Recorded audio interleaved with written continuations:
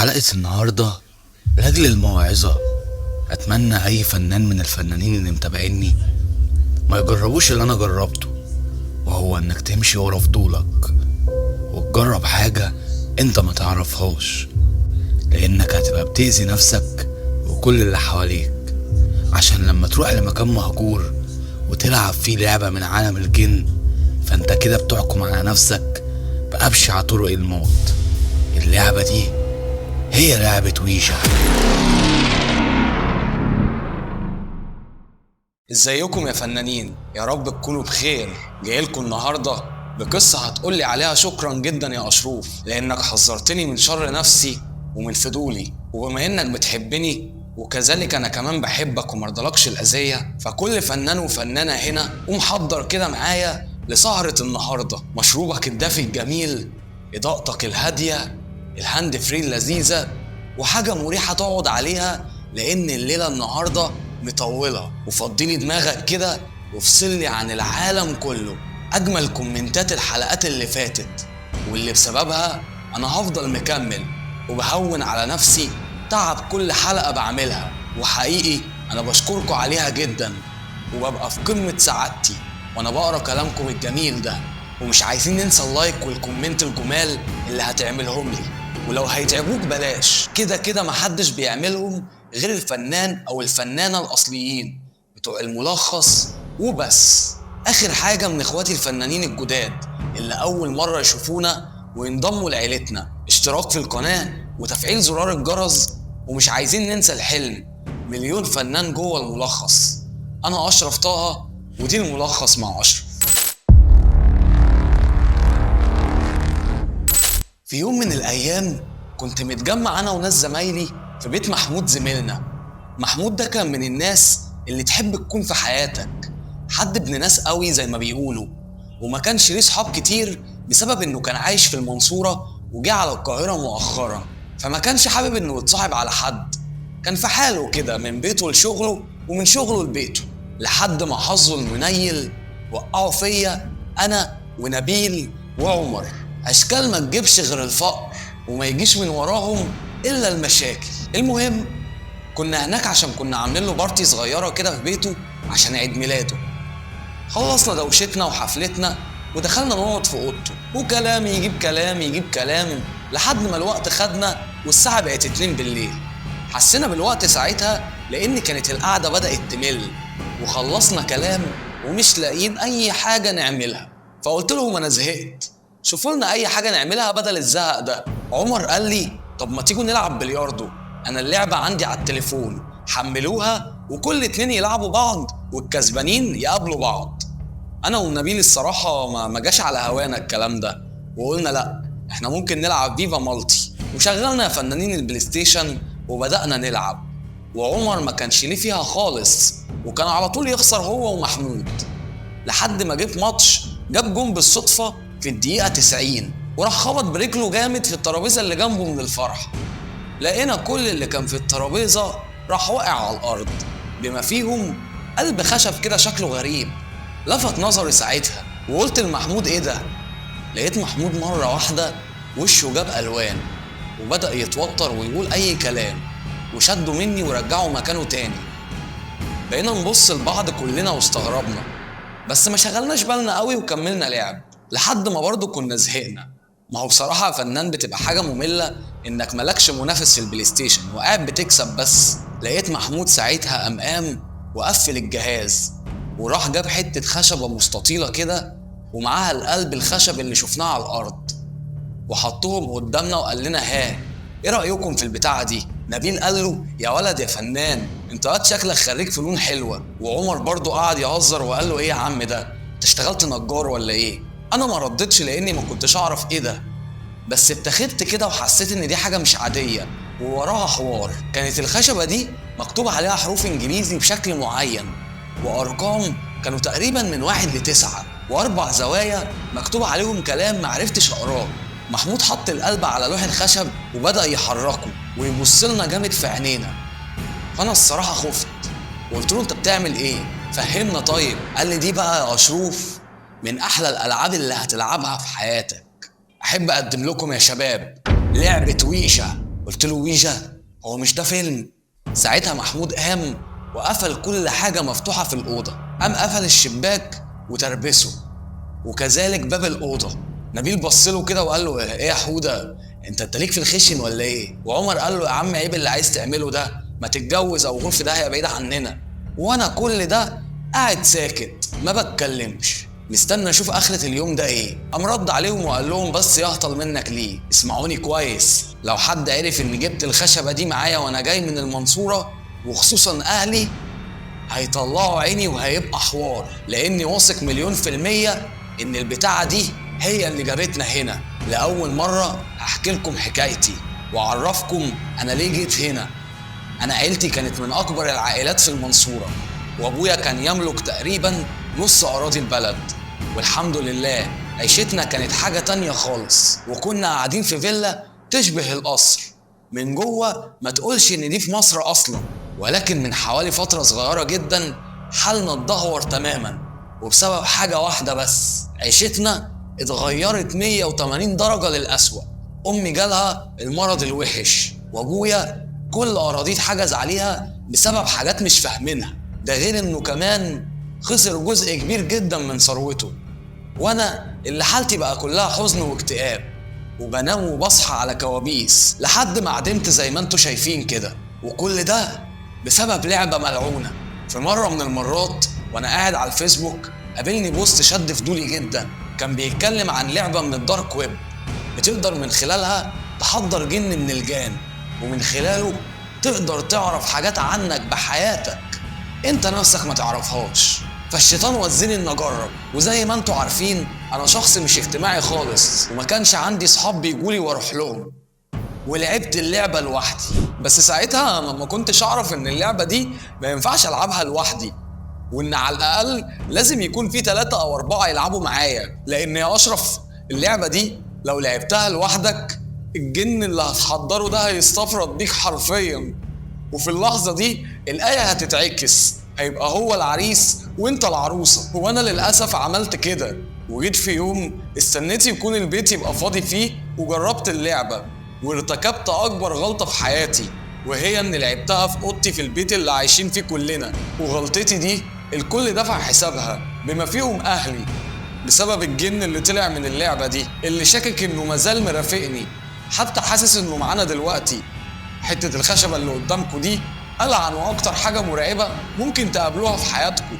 كله كان قاعد ساكت من الكلام اللي كان بيتقال، وهنا جالي فضول يا فنانين أفهم اللعبة، وسألت محمود وقلت له طب إيه الغرض من اللعبة دي وبتتلعب إزاي؟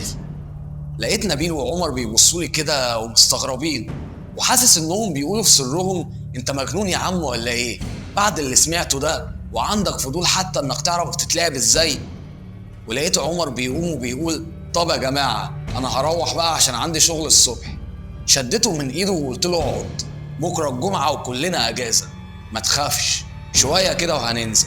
محمود قال لي بص يا أشرف، أنا كان كل غرضي من اللعبة دي هو الفضول، ولو فضولك راح ناحيتها حياتك شبه هتنتهي، لأنك هتبقى بترمي نفسك في النار، وهيحصل لك زي اللي حصل لي كده أنا وأهلي بالظبط.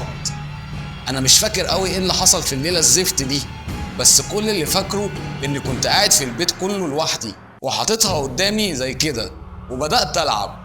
وعلى حسب ما فهمت من طريقة اللعبة إنك بتحط القلب ده على الخشبة دي، وتسأل أي سؤال يخطر على بالك وإنت بتحرك القلب على اللوح، وتوجهه على الحروف والأرقام اللي على اللوح. ساعتها القلب ده بشكل مرعب ومخيف بيبدأ يتحرك لوحده وإنت ماسكه، وبتقف على أرقام وحروف معينة، وأول ما تخلص بتكتشف إن الحروف والأرقام اللي إنت جمعتها دي واللي راحت ناحيتها اللعبة هو رد على سؤالك اللي إنت سألته. فوقتها نبيل سأله وقال له طب وإيه السؤال اللي إنت سألته ساعتها يا حودة؟ محمود بلع ريقه وسكت شوية، بعدها قال أنا سألتها سؤال مرعب، واللي هو هل في جن في اللعبة؟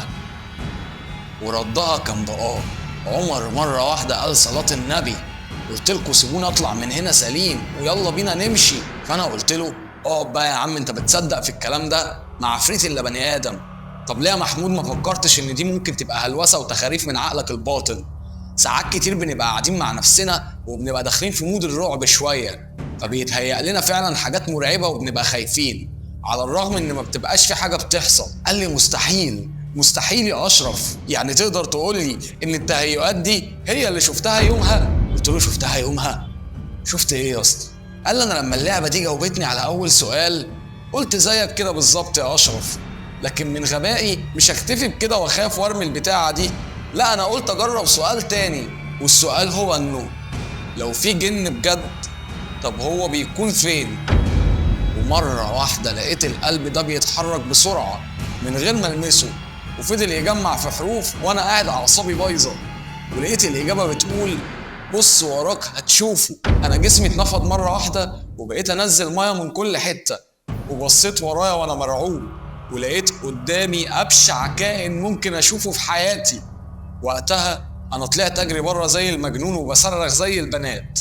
ومن يومها يا اشرف وانا مش بقرب من اللعبة دي ومش بشوف حاجة، بس دايما حاسس انه معايا في كل الاوقات. فانا بصيت له كده وقلت له انا برضو مش قادر افهم، انت بتقول ان اللعبة دي كانت سبب في كل اذاك وحولت حياتك لجحيم، وانك ما جيتش جنبها من ساعة اللي حصل، ايه بقى اللي خلاك تطلعها دلوقتي وتحطها قدامنا؟ محمود فضل ساكت وما ردش عليا. ساعتها بصيت لنبيل وعمر كده وهم كمان بدأوا يبصولي، ونبيل قال لي دي شكلها كده فيها منكش، وعمر قال لي حلاوتكم، مش قلت لكم ما فيهاش خروج من هنا ومش هنلحق نروح؟ نبيل بص لمحمود وقال له الصراحة يا حودة هي ما تتفهمش غير كده، هو انت بعد كل ده ياض لسه جاي منك تاني؟ قال له لا لا لا لا يا عم انت بتقول ايه؟ مش كده خالص، انا بس قلت اوريها لكم واحكي لكم على اللي حصل. فبصيت لنبيل كده وضحكت ولفيت ناحية محمود وقلت له يعني اصلا انت ما عندكش فضول للبتاعة دي؟ مش جاي منك طلعة تانية؟ قال لي استحالة، انا مستحيل اكرر الغلطة دي تاني. قلت له انت غلطت بس انا لسه ما غلطتش. نبيل بص لي وقال لي وانا كمان انا نفسي اجرب الغلط. محمود قال لنا انتوا عبتوا ولا ايه؟ مفيش الكلام ده. قلت له بقول لك ايه ما تحورش، انا عارف وانت عارف انك هتموت وتجرب تاني، ففكك وما تحورلهاش. قال لي لا انا مش هشارك في اذاكم. قلت له ما تخافش يا عم، احنا خلاص عرفنا هنعمل ايه وهنتلاشى الغلطات اللي انت غلطتها، وبعدين انت قلت الخطر انك لعبتها لوحدك واحنا دلوقتي 4. عمر ساعتها بصلي وقال لي وايه كمان؟ انت اتجننت يا اشرف، احنا مستحيل نعمل كده. قلت له ولا اجمد كده، ايه اللي هيحصل يعني؟ اولا احنا 4 فالجن مش هيعرف يستفرد بواحد فينا، ثانيا احنا بعاد عن اهالينا فمش هيحصل لهم حاجة، ما تعقلوا يا نبيل وفهموا كده. محمود قال لي طب وافرض لعبنا هنلعبها فين؟ ما انا اكيد مش هكرر الغلطة دي تاني في بيتنا يا اشرف. نبيل قال له ما تشيلش هم، المكان موجود. قمت بصيت لنبيل كده وقلت له هو ايه الحكاية؟ قال لي بس هو يقول امين وملكش دعوة. قلت له خلاص هو معانا، ايه بقى؟ بص لي نبيل وقال لي تمام، احنا ناخد اللعبة دي ونروح بيها كلنا على اهدى مكان في العالم. فين بقى يا اشروف؟ جوه قصر شامبليون. وفي قرب الفجر كانت الشوارع كلها فاضية، ورحنا انا ومحمود وعمر ونبيل قصاد قصر شامبليون، القصر المهجور ويشبه قصور افلام الرعب. قصر شامبليون او قصر سعيد حليم من احلى 10 قصور مهجورة على مستوى العالم، تحفة معمارية مهملة في وسط البلد. وشامبليون يرجع بس الاسم الشارعي المتواجد فيه، لكن هو اسمه قصر سعيد حليم حفيد محمد علي باشا. واحنا واقفين قدامه الساعة 4 الفجر تقريبا لغرض غبي جدا، وكنا متحمسين قوي انا ونبيل وسط خوف شديد من عمر ومحمود، وبالاخص محمود لانه هو اللي كان عارف مصير اللعبة والنهاية هتكون ايه، واننا داخلين مكان الوجود فيه اصلا في وقت زي ده من غير اي حاجة كارثة، ما بالك بقى داخلين نجرب لعبة مؤذية ما جربناهاش قبل كده واللي معظمكم يعرفها بس ما نالش شرف تجربتها، وهي لعبة ويشة. ومن شروط اللعبة دي انك تلعبها مع 3 أو 4، ولو لعبتها لوحدك يبقى الله يرحمك. وتاني شرط انك تلعبها في مكان بعيد جدا عن حياتك. كل ده بنفكر فيه كلنا واحنا واقفين قدام القصر، واللي كان بالمناسبة ما عليهوش اي حراسة، وده اللي هيخلينا المفروض ندخل ونخرج بمنتهى السهولة. نطينا من على السور ودخلنا قصر شامبليون، ومعانا اللعبة ومستلزمات السهر، وفرشنا على الأرض وقعدنا وحطينا اللعبة قدامنا، وبدأنا نرص شوية شموع حواليها وولعناهم عشان ندخل في المود. اللعبة بقت قدامنا على الأرض وسط الشموع والقصر المهجور اللي شكله يرعب وضلمة كحل، مفيش أي إضاءة في القصر إلا الشموع اللي رصيناها. بدأنا نلعب بتوجيهات محمود وقلنا يلا حد فيكم يسأل اللعبة أي سؤال، بس قبل ما تسأل لازم احنا الأربعة نحط ايدينا سوا على القلب ده. مديت ايدي انا اول واحد وقلت لهم هبدأ انا، وبصيت في عين عمر اللي كانت كلها رعب، وسألت اللعبة وقلت لها اسمه ام عمر ايه؟ عمر قام شال ايده وبصلي وقال لي بطل هزار بقى يا عم، انت عبيط. قلت له يا عم في ايه؟ ده سؤال ودي لعبة عادي يعني. قام حط ايده وبدأنا نحرك القلب. فجأة حصلت حاجة غريبة قوي، القلب الخشب اللي كنا حاطين ايدينا عليه بدأ يتحرك لوحده ويروح في ناحية الحروف.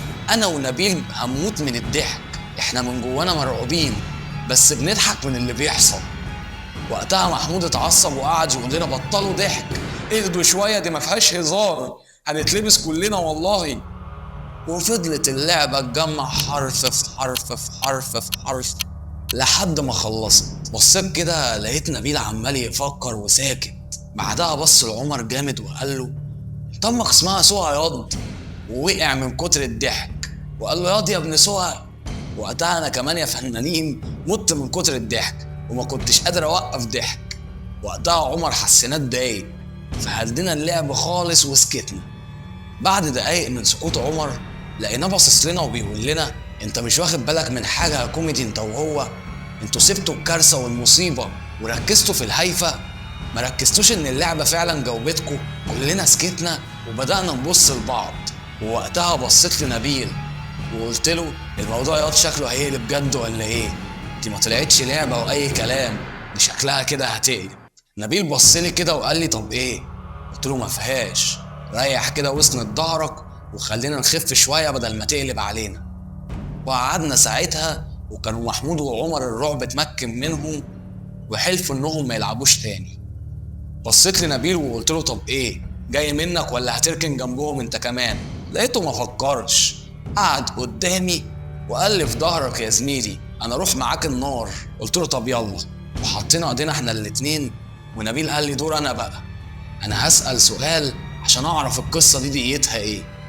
وراح قال لي اللعبة هل اللعبة دي فيها جن؟ ساعتها كلنا اتخطفنا كده وبقينا مبرقين لنبيل، وبدأ القلب يتحرك لحد ما وقف عند حرف الواي. في اللحظة دي انا دمي نشف. بعدها القلب راح لحرف الاي.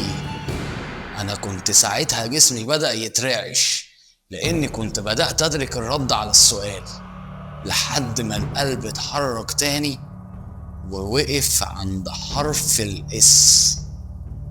وبكده تكون الإجابة لقيت نبيل بيبصلي وبيقول لي أحلى على الأحلى. ساعتها محمود بصلنا وقال لنا شفتوا؟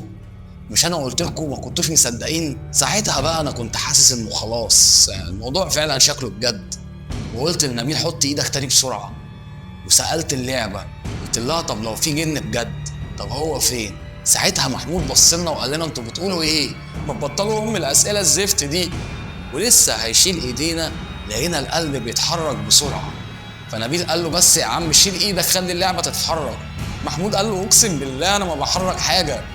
ولقيناها بتتحرك بسرعه لحد ما وقفت على اول حرف، وحرف في حرف في حرف في حرف، لحد ما الرد كان انه حواليكوا دلوقتي في الاوضه اللي انتوا فيها.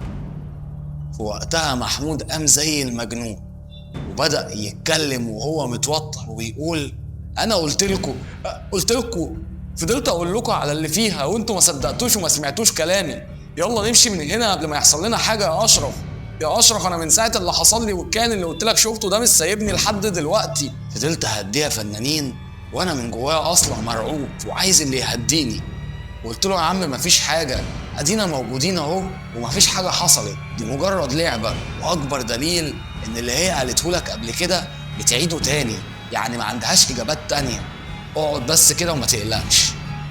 وقعدنا تاني يا فنانين وحطينا اللعبه قدامنا وحطينا ايدينا على القلب الخشب، وبدات اقنعهم انهم يلعبوا معانا عشان ما نتاذيش، لان انا ونبيل بس عددنا مش مناسب للعبه، لان من شروط اللعبه ان اقل عدد يبقى 3 على الاقل.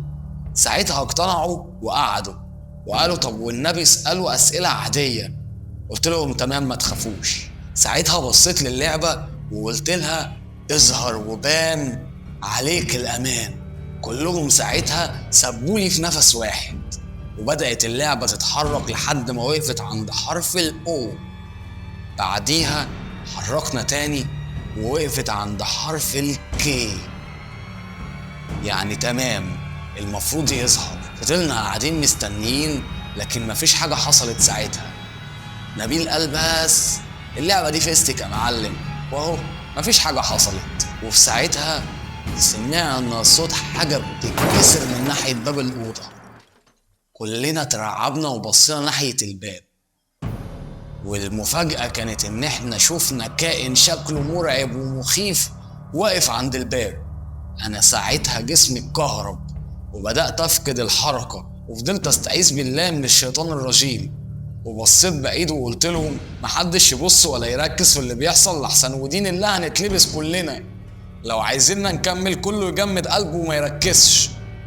وانا بقول الكلمة دي لقيت الشمع اللي كنا مولعينه كله اتطفى في وقت واحد. بدأت اولع الشمع من تاني، ولكن ساعتها بنبص على اللعبة لكن لقيناها اختفت ومش باين لها اي اثر. في اللحظة دي قلنا كفاية وهي جت من عند ربنا، فلازم نقوم حالا نلم حاجتنا ونطلع من هنا على رجلينا، عشان الموضوع كده طلع خطر ولازم نوقف لحد كده. لمينا حاجتنا وبدأنا نطلع من القصر، ولكن الغريبة اننا لقينا باب القصر مفتوح. الباب اللي كنا واحنا داخلين مقفول بطريقة صعبة جدا، وكان باين انه ما اتفتحش من سنين، عشان كده ساعتها ما حاولناش نفتحه ونطينا من على السور. بس ما فكرناش ساعتها لحظة، كل اللي كان شاغلنا اننا نطلع من القصر. واول ما طلعنا لقينا واحد من ورانا بيقول انتوا مين؟ انتوا مين؟ خدنا بعضينا وطلعنا نجري طيران. طيب ما تنساش لو الفيديو عجبك تعمل لي لايك وكومنت، عشان الحاجات دي بتفرق في الظهور وبتساعد ان الفيديو يظهر لكذا حد. وعايزين شير كتير يا فنانين. ما تنساش تدعمني بسبسكرايب وتفعل زرار الجرس عشان اول ما ارفع الحلقة الجاية توصل لك على طول. ومش عايزين ننسى الحلم يا فنانين، مليون فنان جوه الملخص. انا اشرف طه ودي الملخص مع اشرف.